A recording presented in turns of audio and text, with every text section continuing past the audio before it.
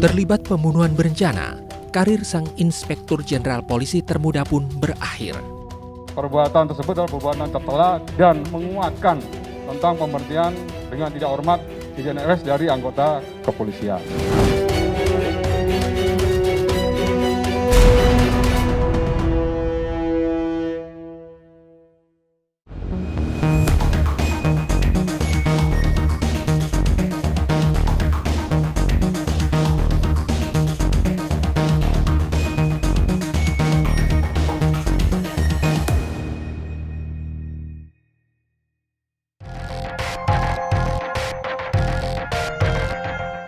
Kepolisian Negara Republik Indonesia menolak permohonan banding mantan Kadif Propam Polri Irjen Verdi Sambo terkait pemecatannya sebagai anggota Polri.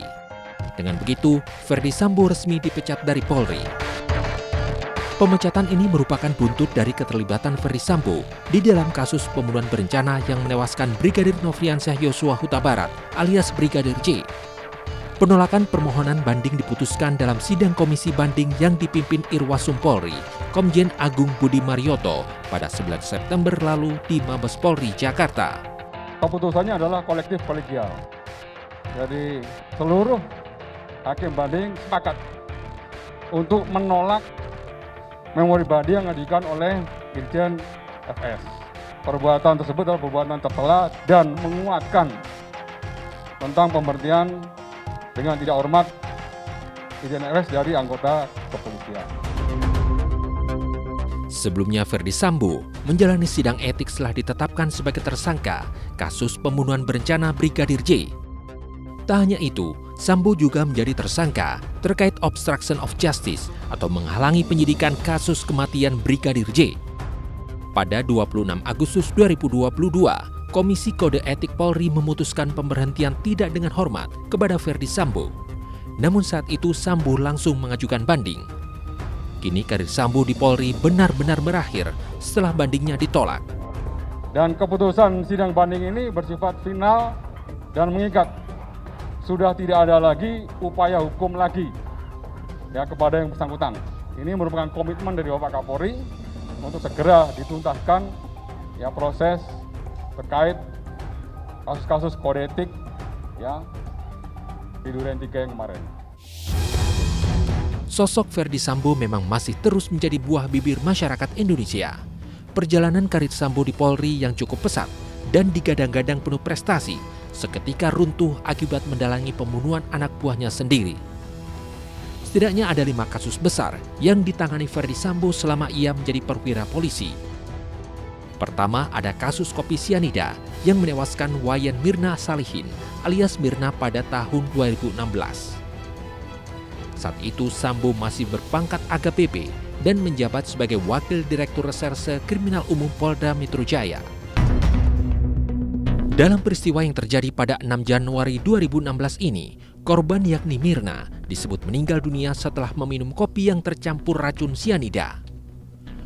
Usai menjalani serangkaian penyelidikan, akhirnya polisi menetapkan Jessica Kumala Wongso, teman Mirna, sebagai tersangka. Dalam kasus kopi sianida, Verdi Sambo turut menjadi bagian dari tim penyelidikan. Pada tahun yang sama, AKBP Verdi Sambo juga menangani kasus bom Sarinah. Pada 14 Januari 2016, terjadi peristiwa bom bunuh diri di kawasan Jalan MH Tamrin Wahid Hashim, Jakarta Pusat, atau dikenal dengan sebutan bom Sarinah. Verdi Sambo saat itu disebut turut serta mengungkap pelaku teror bom Sarinah, yaitu kelompok Bahru Naim. 4 tahun kemudian, tepatnya 30 Juli 2020, Sambo terlibat dalam penangkapan buronan kasus korupsi Joko Chandra di Malaysia. Saat itu ia berpangkat sebagai Brigadir Jenderal Polisi dan menjabat sebagai Dirtipidum Bareskrim Polri. Joko Chandra sendiri adalah seorang terpidana kasus korupsi hak tagih atau sesi Bank Bali. Berkat kerjasama antara Polri dengan polisi di Raja Malaysia, tim kepolisian termasuk Sambo akhirnya menangkap Joko Chandra yang menjadi buron sejak tahun 2009. Selang 1 bulan dari penangkapan Joko Chandra, Sambo menangani kasus kebakaran gedung Kejaksaan Agung. Pada 22 Agustus 2020, gedung utama di kompleks kantor Kejaksaan Agung terbakar. Awalnya kejadian ini memunculkan berbagai spekulasi dari masyarakat. Bahkan ada rumor bahwa kebakaran itu sengaja dilakukan untuk menutupi penanganan beberapa kasus yang sedang berlangsung. Sebagai Dirtipidum Bareskrim Polri, Ferdi Sambo memimpin penyelidikan kasus kebakaran itu. Sambo kemudian menyebut kebakaran Kejagung disebabkan oleh api dari puntung rokok. 5 orang kuli bangunan pun menjadi terdakwa dan divonis 1 tahun penjara.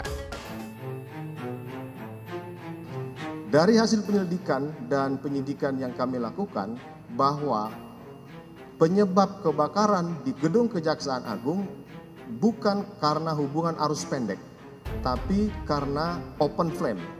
Ada 5 tukang yang bekerja di aula lantai 6 Biro Kepegawaian. Ternyata mereka dalam melaksanakan kegiatan selain melakukan pekerjaan yang sudah ditugaskan oleh mereka, mereka juga melakukan tindakan atau kegiatan yang seharusnya tidak boleh dilakukan oleh mereka, yaitu mereka merokok di ruangan tempat bekerja.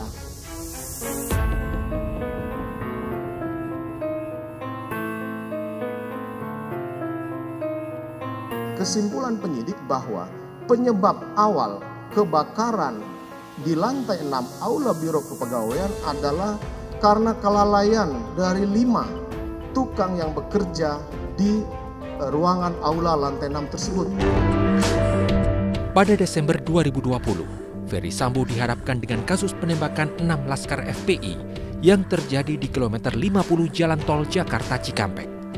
Saat itu, Sambo sudah naik pangkat menjadi Inspektur Jenderal dan dipromosikan sebagai Kadif Propam Polri. Penembakan kilometer 50 menjadi salah satu kasus yang sangat menyita atensi publik. Sebagai Kadif Propam, Sambo mengerahkan 30 anggota tim Propam Polri untuk memeriksa adanya pelanggaran dalam penggunaan kekuatan Polri. Walau banyak pihak mengklaim adanya kejanggalan pada kasus penembakan kilometer 50, pada akhirnya 2 anggota kepolisian yang menembak 6 korban, yakni Bribtu Fikri Ramadan dan Ibda M. Yusmin divonis lepas dari segala tuntutan hukum. Perjalanan karir Sambo yang dulu dianggap prestasi hancur seketika setelah ia dipecat dari kepolisian. Bintang 2 termuda itu harus angkat kaki dari Polri akibat melakukan pembunuhan berencana yang menewaskan Brigadir Joshua, anak buahnya sendiri.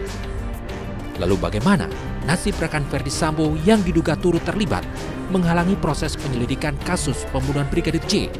iNews Files akan segera kembali.